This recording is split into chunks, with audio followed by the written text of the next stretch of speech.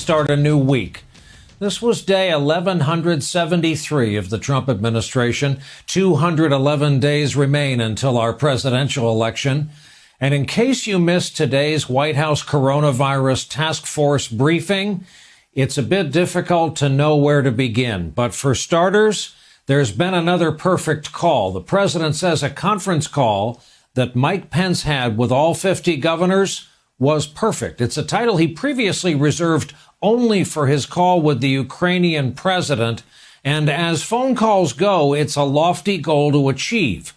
The president reports there wasn't a negative person on the call, and that just might be because governors have come to fear criticism of the president could mean that ventilators won't be on the way. They were so positive, the president said to reporters, "I just wish the politicians would say to you what they say to us." About Mike Pence, Trump said today, "I put him there. I thought he'd do well." He said supplies are being delivered on big planes. They're very big, very powerful. He said he'll probably be tested for coronavirus quite a few times because the system of testing is now so quick and so easy, because it is at the White House. He said a month ago that anybody who wants a test can get a test. Remember that appearance at the CDC? Well, it wasn't true then, and it's not true tonight. He indicated today that's a state matter. He said today reporters should begin their questions to him with "Congratulations, great job." He says he can see light at the end of the tunnel, and he views this current mitigation period as finite. He said today, "Let's get it done." He told Americans to stay inside, but when reminded that 8 states have no similar recommendation, he said he has a moral and constitutional problem enforcing that kind of thing. The White House now says we should consolidate our visits to the grocery store and pharmacy to once every 2 weeks. Now, in the real world, we passed a bad benchmark today when the death toll surpassed 10,000. We still don't know how many Americans have the virus, but confirmed cases now surpass 364,000. The number of confirmed cases around the globe now over 1.3 million. One of those cases is British Prime Minister Boris Johnson, who tested positive for the virus 12 days ago now, and he is now in intensive care.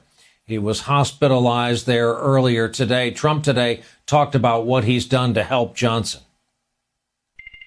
I've asked 2 of the leading companies, these are brilliant companies,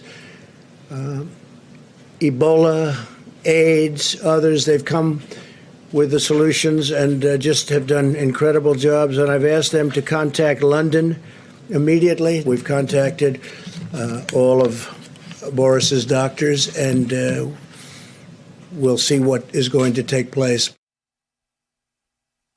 As we mentioned here in the United States, over 10,000 souls have now been lost to this virus. The Surgeon General, Dr. Jerome Adams, predicted this week would be, quote, our Pearl Harbor moment, our 9/11 moment, the hardest week of our lives. Tonight, Trump offered a more optimistic assessment. The next week and a half is going to be a big surge, the professionals tell us, and I think we're in good shape. We're bringing a lot of different resources to the various locations, especially where the surge is looking like it's going to take place. Let's get our country open as soon as we can. I think it's going to be sooner than people think. The noted infectious disease expert, Dr. Tony Fauci, had a much more cautious view of what it will take to get back to our lives as we knew it. When we say getting back to normal, we mean something very different from what we're going through right now.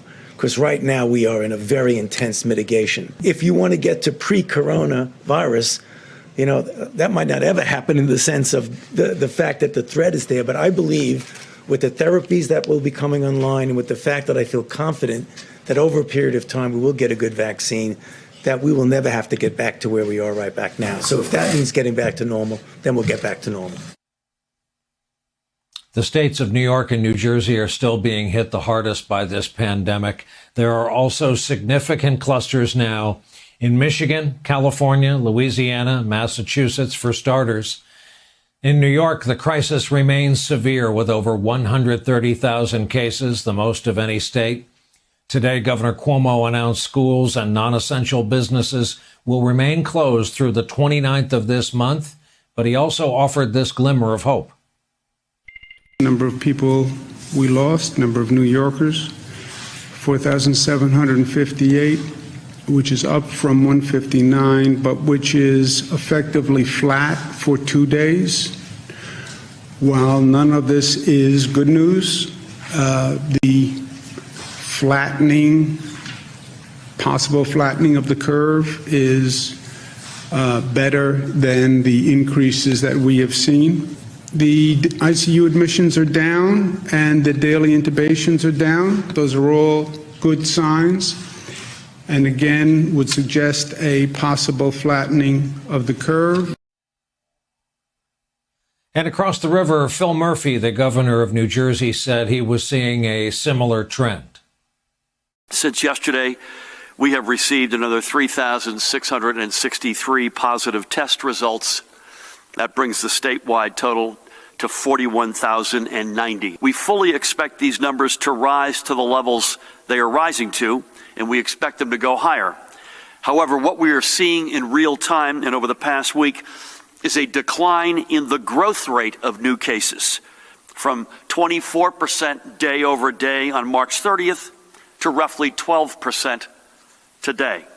This means that our efforts to flatten the curve are starting, and I say starting, to pay off. Now, hospitals in both states are getting more relief tonight. The White House signed off on allowing that huge Navy hospital ship Comfort to accept coronavirus patients. Cases in other U.S. cities are expected to peak in the middle of this month. Tonight, a curfew got underway. 9 p.m. in Boston remains in effect now until the 4th of May. Then there's the new report from the Inspector General at the Department of Health and Human Services concerning the White House response to this virus. An examination of more than 300 hospitals in late March found their ability to respond has been hampered by severe shortages of protected gear, staff, and testing.